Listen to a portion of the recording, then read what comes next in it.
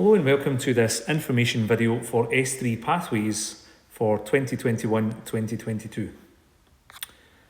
As a school, St Mungo's is underpinned by our core values of faith, hope and love. And everything we do in the school is to make sure that we get the best from our young people. And we have 4 key aims within that. Firstly, we hope to increase the pupils' levels of attainment and achievement. We hope to improve the quality of consistency in learning and teaching across the school in every curricular area. We want to focus on making sure that all pupils are supported to have the opportunity to succeed. And this options process for this year is a key part of that, and in making sure that young people have the correct support to move forward.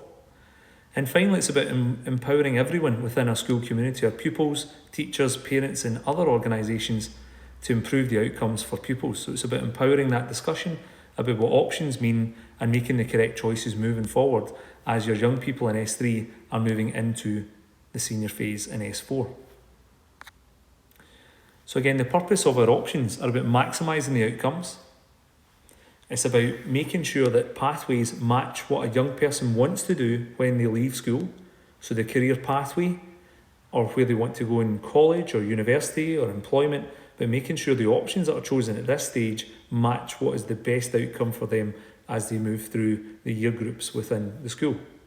It's also about ensuring young people are challenging themselves to be the best they can, to make sure that they are doing subjects which really challenge their thinking and really make sure that they're trying to succeed within them, but also that they enjoy them and it's something that they feel they have key strengths within. As you know, the Pathways programme takes place in February-March in S2, 3, 4 and 5 every year, and it's about specialisation areas of the curriculum. For an S3 learner, there's already been choices made and we already have a narrowed pathway, which we'll talk about in a second. So it's really thinking about it, narrowing again and really analysing what are the best areas of the curriculum that will be most suitable to take forward for next year. Because everything we do at this stage in S3 has a huge impact of career pathway and what happens in S4, 5 and 6. When we look at the number of subjects, at the moment in S3 there's 8 chosen subjects, and then we're going to lose 2 of those subjects as we move forward into the senior phase into 6 subjects. Everyone in S4 though will also be doing RE, PSE and PE. They're all core parts of learning within the school, but the options process is focused on the certificated type subjects that we will do. So let's look specifically at S3 options. Specialisation for S4 and the first round of what SQA brings, an assessment. For some people that's exams, for other people that can be ongoing assessment. It's a chance to study in more detail subjects already undertaken in S3. So chosen subjects which young people study in 3 periods a week will now be in 5 periods a week. So there's a chance to really expand that knowledge in those areas. But it's also about really making sure that our future career pathways are linked to exactly what subjects are chosen for next year. So what levels are available? Subjects that young people pick will have varying levels of National 3, National 4 and National 5.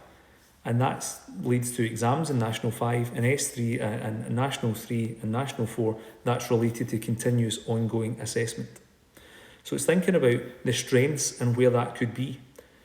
Looking at a pathway through school, someone who chose subjects that they're strong in and predicted to be National 5 for next year would potentially look to then pick higher subjects into 5th year if all goes well with SQA examinations.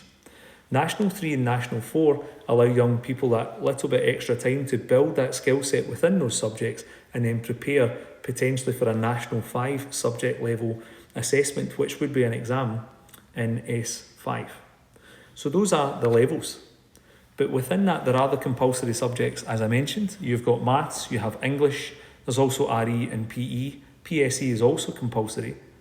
And from there, maths and English are the 2 core subjects which there are assessments from SQA within. So what does the options actually look like?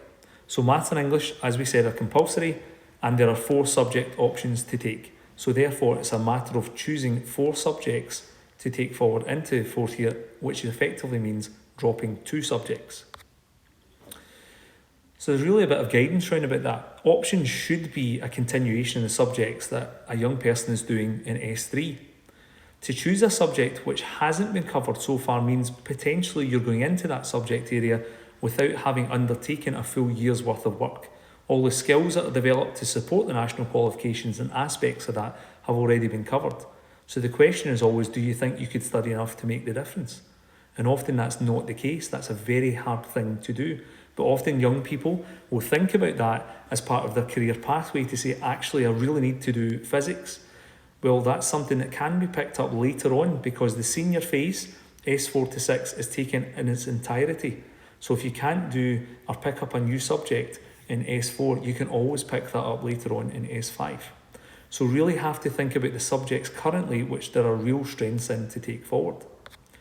Now, for some young people who are planning an exit from school at the end of fourth year, some people might want to go directly to work and have a real clear idea of the employability or college course they want to go, and we offer other courses that are not available in S3. These are what we call skills to work courses.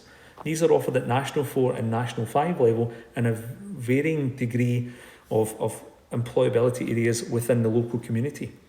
So for example, if someone was wanting to do early education and childcare and had a clear path to that, then they would choose that skills to work option, which is about employability skills in that area. Travel and tourism, there's lots about travel, but there's also lots about the employability of working within that industry, which could be office-based as well. Health sector and lab science within the science department are really linked into those areas, and creative industries potentially for someone who's doing art or drama or music. That really looks at the creative industries process of delivering performances and what goes on behind that. Those courses though are really important to understand that only really have 1 year in them.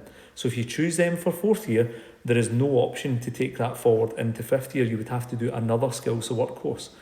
But they're really useful because it teaches you about employability and really thinking about how that links to the world of work beyond.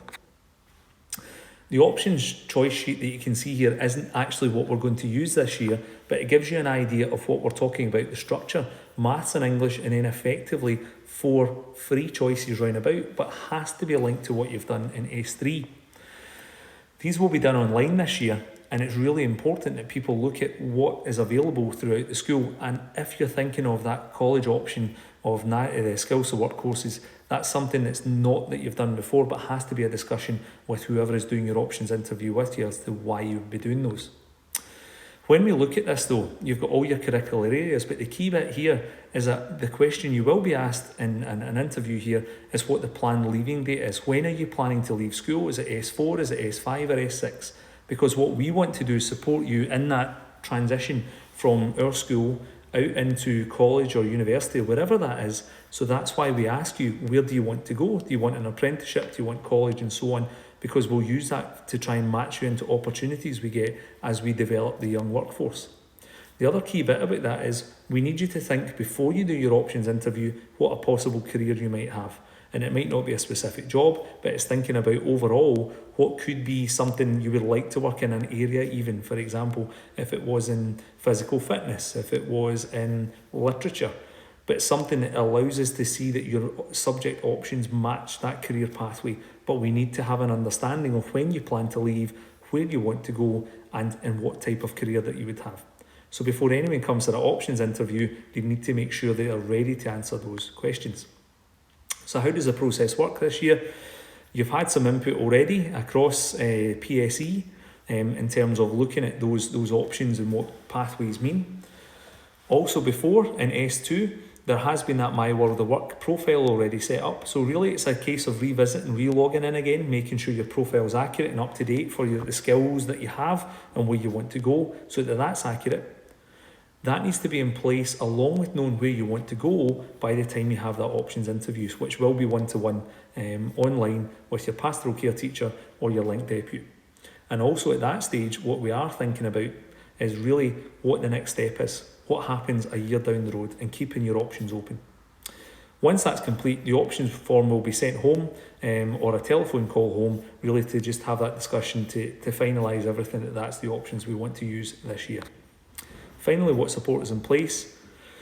We have developed a website which is specifically on pathways for young people in S3, and clicking on that link will take you to how the process will work, Just like this video, there'll be a video to support there as well, but also links to all the other career pathway information that's on there, about information if you wanted to work in admin, what subjects link in, having a look at those subjects. There's information to support parents as well as young people in deciding what that course is going to be about in the next year.